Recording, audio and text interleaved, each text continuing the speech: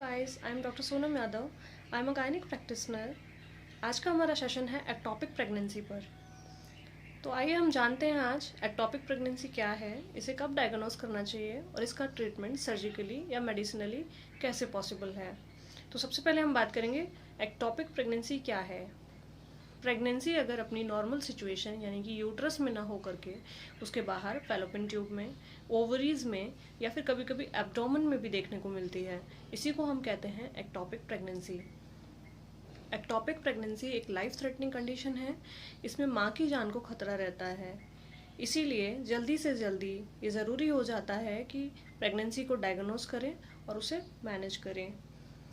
तो वो सभी फीमेल्स जिन्हें प्रेगनेंसी के दौरान 1 से 3 मंथ तक बहुत ज़्यादा लोअर एब्डोमेन पेन होता है या फिर हैवी ब्लीडिंग होती है या उन्हें चक्कर आते हैं या उनकी पास्ट कोई हिस्ट्री है एक्टोपिक प्रेगनेंसी की या फिर उन्हें पता है कि उनकी कोई एक ट्यूब ब्लॉक है या फिर उनकी पास्ट में कोई ट्यूबेक्टॉमी हुई है या फिर उनकी प्रेगनेंसी किसी हाईली एडवांस टेक्नोलॉजी की वजह से रुकी हुई है, तो सबसे पहले डायग्नोस होने के बाद प्रेगनेंसी इमीडिएटली एक सोनोग्राफी करवा लेनी चाहिए और उस सोनोग्राफी को देख करके पता करना चाहिए कि प्रेगनेंसी जो है वो अपनी पोजीशन में है या फिर एक्टोपिक तो नहीं है, क्योंकि ये सभी रिस्की फैक्टर्स हैं के चांसेस बहुत ज़्यादा होते हैं। आजकल हाईली एडवांस टेक्नोलॉजी की वजह से 4, 5 और 6 वीक में ही पता चल जाता है, ये डायग्नोस करना ज़रूरी हो जाता है और पता भी चल जाता है कि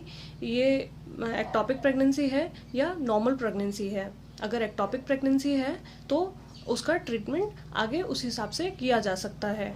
नेक्स्ट क्वेश्चन आता है कि हम इसे कैसे मैनेज करेंगे। अक्सर पेशेंट्स की कंप्लेन रहती है कि डॉक्टर साहब क्या इसमें सर्जरी ही पॉसिबल है या मेडिकली भी इसे मैनेज किया जा सकता है। तो इसका जवाब है यस। एक्टोपिक प्रेगनेंसी में मेडिसिनली भी हमारे पास ऑप्शन है और सर्जिकली भी है, हमारे पास दोनों ही ऑप्शन हैं, हम दोनों ही तरीके से उसे मैनेज कर सकते हैं। और बात रहती है जहाँ तक सेफ्टी की, तो ऑब्वियसली मेडिसिनली सर्जरी से ज़्यादा अच्छा होता है।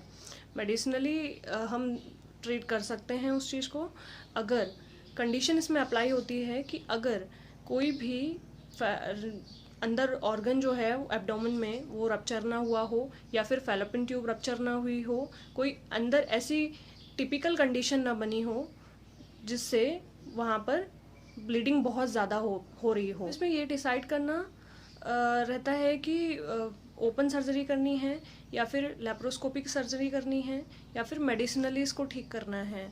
तो ये डिपेंड करता है मदर की कंडीशन पर। मदर की कंडीशन अगर स्टेबल है तब हम उसमें मेडिसिनली ट्रीट कर सकते हैं।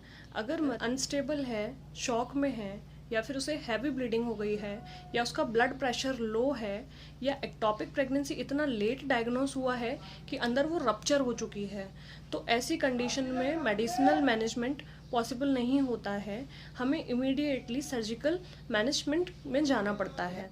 एक कंडीशन और होती है, इसमें फैमिली या रिलेटिव्स उन्हें लैप्रोस्कोपिक सर्जरी के बारे में उतना नहीं पता होता है तो वो एग्री नहीं करते हैं, उस वक्त भी ओपन सर्जरी करवाई जा सकती है। नेक्स्ट क्वेश्चन आता है कि अगर ये फैलोपियन ट्यूब में है तो क्या फैलोपियन ट्यूब को बचाया जा सकता है या नहीं बचाया जा सकता है।